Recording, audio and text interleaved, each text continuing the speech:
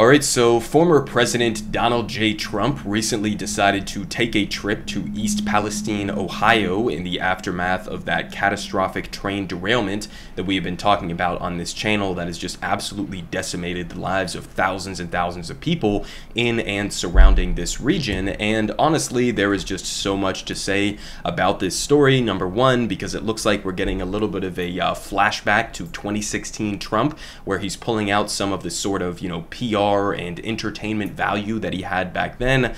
But also I think that this is important because, this is a perfect case study example in some of the completely unnecessary L's that Democrats allow themselves to take in moments like this, where this really could have been an opportunity for the Biden administration. They've been, claiming that they want to really focus on rebuilding America's infrastructures and supporting workers and all of that good stuff, tackling environmental issues, and then you have a, situation in East Palestine after this train blows up. You have all of this toxic chemical that's polluting the environment. You have residents that are left behind. You have questions about our crumbling infrastructure, and they have just been essentially nowhere to be found. And they're allowing Trump to step in to this space right now and basically try to pretend as if he gives a single solitary shit, number one, about the people living here, but number two, about actually addressing and fixing the underlying core issues here, which again, as a reminder, he made worse. Okay, there's a lot of blame to go around in the aftermath of this situation in Ohio, right? You could put some of the blame on lack of regulation from the Obama administration. You could put blame on the Trump administration for gutting some of those already half-assed and watered down regulations that were put in place that could have prevented a disaster like this. You could also partially blame the Biden administration for refusing to undo Trump's actions and refusing to actually confront the power that a lot of these rail corporations have. You could also obviously blame the rail corporations in and of themselves. Lots of blame to be going around in this kind of a situation. But again, all we're seeing right now is essentially Trump going in there, filling this void, and taking credit as if he is somehow going to be the savior of the rail industry and of the people living in Ohio. Now, we did have Pete Buttigieg make a trip out to East Palestine after Trump made this trip, but I'm going to circle back around to that here in a second. First, we have here from the New York Times just a little bit of an intro in terms of what Trump was doing in Ohio. So then I'm going to show you guys after that a couple of the clips, which are, again, classic Trump. But here from the New York Times, they say Trump visits East Palestine seeking to draw contrast with Biden. The former president has attacked the administration's handling of the train derailment, even as his own environmental policies while in office have been criticized. So they say, in East Palestine, Ohio, it was evocative of the former president's time in office and at times meandering address punctuated by self-promotion, his brand name Trump water, and an undercurrent of grievance. So he was apparently handing out Trump water to the residents of East Palestine, which is like, okay, sure, I mean, that's fine. People there, obviously, we probably want access to actual clean water instead of the water, which, as we just learned a couple of days ago, they're giving it the all clear and saying, oh, the tap water is completely fine, it's safe, and all of that good stuff. Meanwhile, we just found out that the initial tests that they were using, that the EPA was using, were essentially paid for and contracted out by Norfolk Southern, the train company that is responsible for this disaster in the first place. So, these people definitely need water, so I guess there's some credit there to Trump for giving them some access to water. But again, classic Trump here, doing his branding and using any opportunity that he can to boost his own clout. But they say as he visited the small Ohio town of East Palestine on Wednesday, former President Donald J. Trump sought to hammer home a message just by showing up, that his successor and the man he's seeking to replace, Joe Biden, had been ineffective in responding to a domestic crisis after a train derailed and spewed toxic chemicals earlier this month. Mr. Trump had arrived on the ground before either Mr. Biden or Transportation Secretary to a train derailment many Republicans have turned into a referendum on a lack of federal concern with the needs of red state America. So, I mean, again, it's kind of a frustrating story to cover because it's like, yes, I agree with Trump that Biden should have gone out to East Palestine, Ohio. Certainly, at least Pete Buttigieg should have gone out there like day one or day two, as soon as he physically could have gotten out there and tried to provide some sort of material support to the people living in this region. But at the same time, as they point out here, it's like Republicans are turning this into a referendum on a lack of federal concerns with the needs of red state America. Well, hold on a second. Republicans under the Trump administration, they were the people who were helping and pushing to gut the regulations that could have potentially had an impact in at least mitigating some of the damages from this derailment. What are conservative economics in regards to regulation policy from the federal government? They want to gut all of these regulations. So the idea that, they're coming in here and their Republicans are like, oh, we're the ones who could have, prevented this had it not been for evil Democrat policies. It's like, you guys want to sprint full speed in the opposite direction of what would actually be a meaningful solution to these types of issues, right? So it's complete bullshit, bad faith, but at the same time, again, it is a solid PR win from Donald Trump. So here we have from Raw Alerts a little bit of the initial video of when he was showing up and speaking to some of the residents, and he actually calls out Joe Biden here, saying, what's your message to Joe Biden? And Trump's response was, get over here. So let's just watch a little bit of this interaction here. Thank you, sir. Honor to meet you, sir. Mr. Trump, what do you make it about Biden not showing up? You showing up before he did. Come on, Trump! Thank you so much for coming. Thank you so much. Hey, Trump, take a picture of my phone. Picture? There he is. He's Trump, the real president. Yeah, Trump. Thank you, Trump.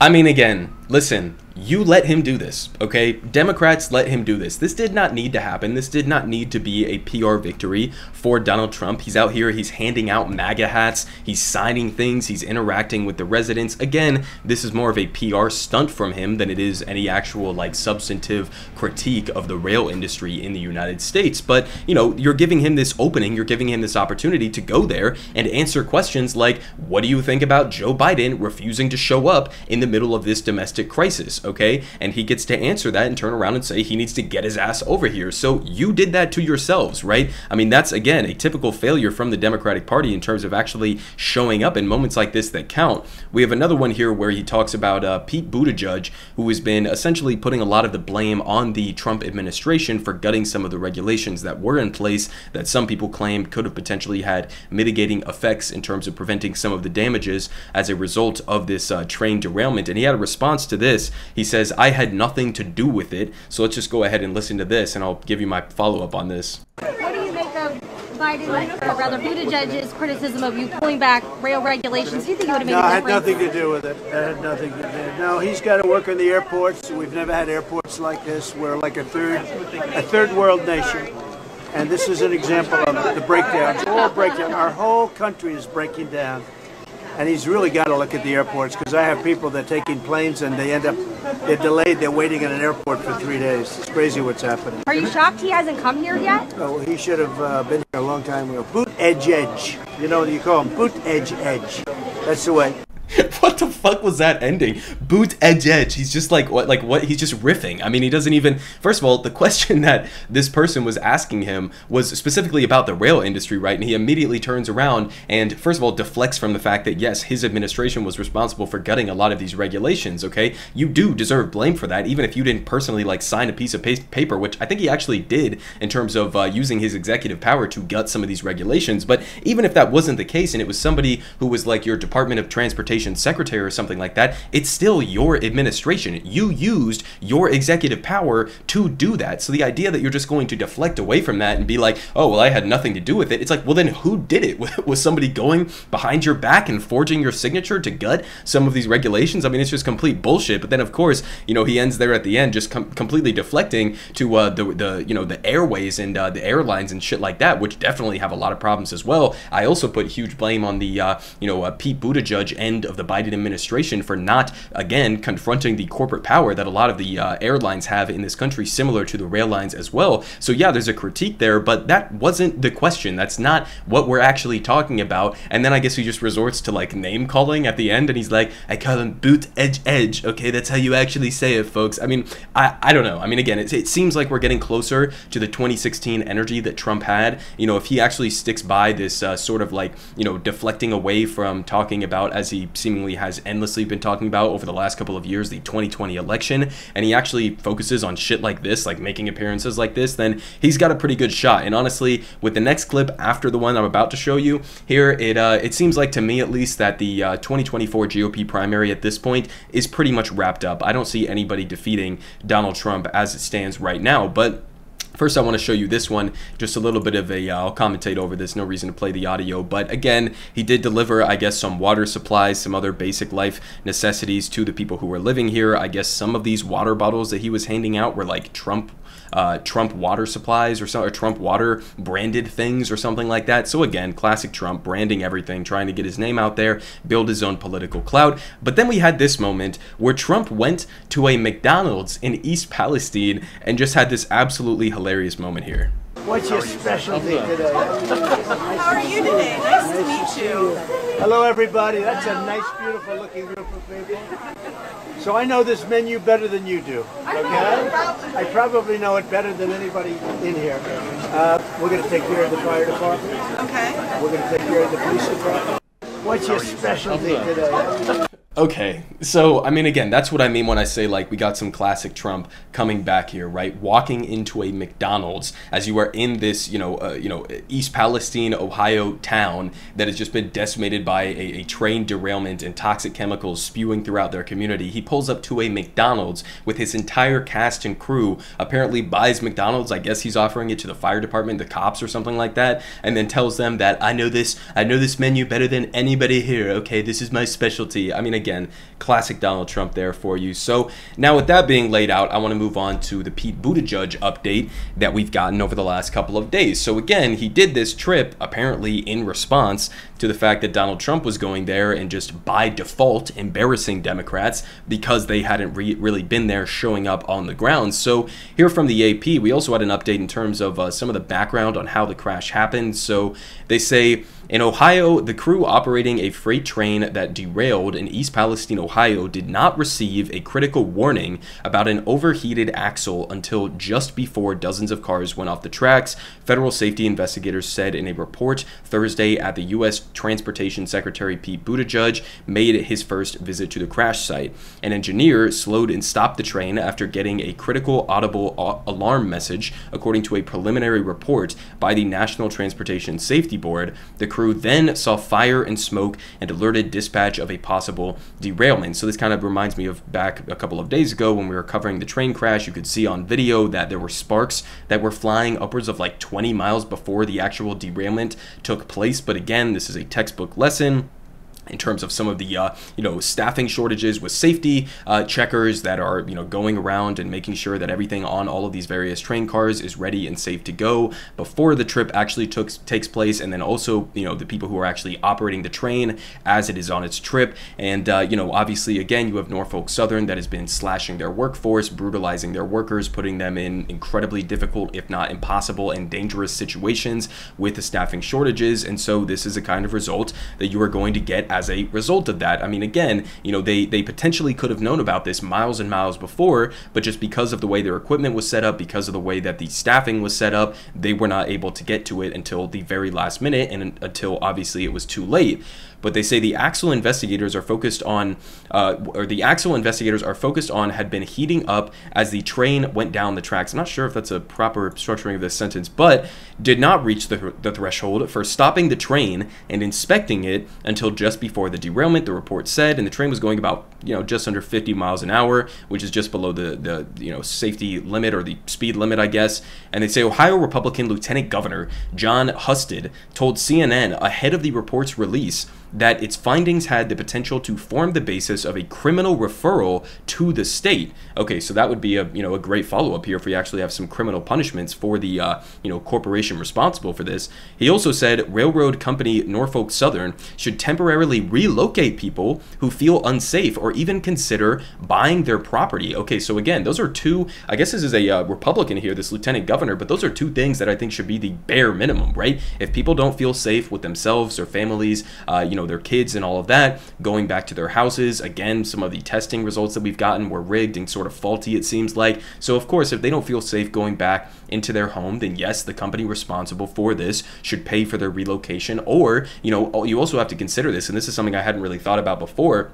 is if you live in one of these communities, and we did an interview earlier on Breaking Points with Louis D'Angelo from Status Coup, who was describing this situation in detail. But there are a lot of people who are, you know, elderly, who live in this community, who maybe want to retire soon and maybe sell one of their properties or sell their house or something like that, or even, you know, pass it down to their kids as having some sort of value as a, you know, inheritance or something like that. But now, I mean, if you have a town that has been, you know, publicized as being poisoned with a bunch of toxic chemicals, then their property values have just been completely decimated. So yes, on top of potentially relocating people temporarily who don't feel safe going back to this town, yes, you should do that, but you should also be forced, not even just, you know, have them, oh, we're going to consider, you know, pushing them to do this. No, force them to buy some of the properties if people need to move away from this town or something like that. You know, force this company to buy their properties off of them for the value before the train derailment took place. So I think that would be an absolutely great proposal there. They also say, quote, "This is the railroad's responsibility, and it's up to the government officials at the federal, state, and local levels to hold them accountable and do right by the citizens of East Palestine." He's 100% correct about that. We also had Pennsylvania Governor Josh Shapiro's administration already making a criminal referral of Norfolk Southern to the state attorney general's office, which again is a great development there. And then we also have, of course, Pete Buttigieg getting criticized for not going sooner to the to the site of the crash, and getting a bunch of criticism as a result of that. So now I want to move on to some of the things that Pete Buttigieg was actually saying when he inevitably did make his trip to East Palestine. And he actually made a couple of good points here, although in typical Pete Buttigieg fashion. So let's just watch a little bit of this clip here. But also, Norfolk Southern and the other freight rail companies need to stop fighting us every time we try to do a regulation in order to hold them accountable and their other railroad companies accountable for their safety record. And what we've seen is industry goes to Washington and they get their way. They got their way on the ECP rule. They got their way on a Christmas tree of regulatory changes that the last administration made on its way out the door in December of 2020. I think they're getting their way on the fines being too low. I'm sorry, but if the biggest fine we can charge on a violation is $250,000 or less, and that's an egregious hazmat violation to get somebody killed, that is not enough for a multi-billion-dollar company. Well, we're acting on it with the authorities we have and calling on members of Congress to act on it with the authorities they have, and the railroads not to wait on us to require them to do the right thing on their own. Okay, so listen, what he was just saying there was pretty much 100% correct in terms of him critiquing the lack of regulations, the lack of, you know, financial penalties for these multi-billion-dollar corporations. All of that was fine. The only issue that I would have with his statement is how are you going to actually get this done? Because if you just said that the Trump administration was essentially using executive power to a large extent to undo a lot of these regulations, then you, as the head of the transportation department, should be able to do the same thing on the flip side of that, right? I mean, you should, as the, you know, under the Biden administration's authority, be able to reinstitute a lot of those regulations and fines. Now, granted, maybe some of that needs to be done through Congress, and, you know, that's something they should be aggressively pushing for. But I saw a thread that Pete Buttigieg recently tweeted out where he was basically making excuses and saying, oh, we don't have the, you know, executive authority to do this, that, and the third. It was complete bullshit, because when you actually looked behind at some of the details and what they were basing their lack of power in this kind of a situation on, they were basically just defaulting to you know, standards that were put in place that are pure economic calculations on behalf of some of these railroad corporations, where it's like, oh, well, you know, if the risk of not instituting these electronic brakes, which are infinitely superior and, you know, have much less risks associated with them, well, you know, if we can't do a basic economic calculus that says, you know, if we spend X amount of dollars upgrading this infrastructure, is this going to pay out X amount of dollars in efficiency measures? And, you know, they came up with a conclusion that no, it's not going to be financially a net positive for the rail industry. And it's like, that's not how you should be basing this. I mean, look at all of the consequences that the thousands of people who live in and around this community are facing right now. It's not a matter of like some basic economic calculus. I mean, this is, again, neoliberal brain rot through and through, where it's like you're kind of calling them out, but at the same time, you're kind of just doing like a wink and a nod and doing what Hillary Clinton did, which she said she told off the Wall Street bankers. and just basically being like, well, we just hope that Norfolk Southern is going to regulate themselves, essentially, which is your entire fucking job. I mean,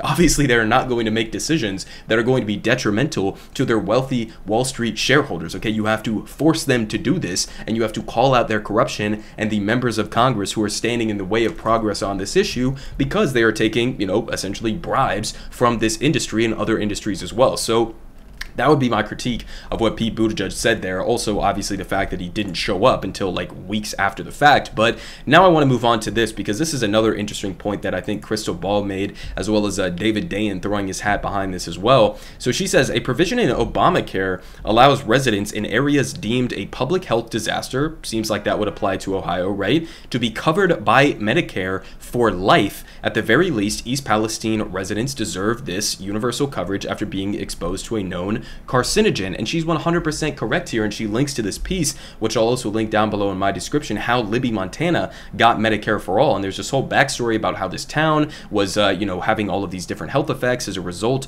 of, you know, lack of government action. And so the government steps in, and they basically provided them with Medicare as a result of this, you know, health catastrophe that was unfolding specifically in this region. They get covered with Medicare, right? So, you know, we could apply that as well equally to East Palestine on the same front. So I think this is an absolutely great proposal. The Biden administration should be using their executive authority to implement something like that. Maybe it gets, you know, pushed back in the courts, but this is the type of thing that you would actually be fighting for if you gave a single solitary shit about the people who live in this region. Now, obviously, I also believe, you know, the entirety of the American people deserve Medicare through a single payer Medicare for all type of insurance plan. But, you know, in this kind of a situation, again, you have Trump going to Ohio. He's basically flexing on the Biden administration, getting an easy dub, handing out MAGA hats, signing merch and giving out Trump water and all of that stuff, and he's getting an easy dub. Pete Buttigieg shows up way after the fact, and it's a little bit too little too late. Biden still MIA. He's not made a trip down there so far, and you know, this is just a perfect, again, case study example in terms of some of the failures of the Democratic Party, not just on materially improving the lives of average working class Americans and the people who live in East Palestine, Ohio, but also on things like regulation and increasing safety standards within various industries. But then on top of that, just the embarrassing PR failure the Democrats have allowed this entire situation to be. Everyone is saying good Politic guy has the best Politic. Believe me, no one does it like him.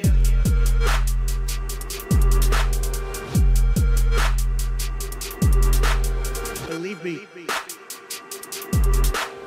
everyone is saying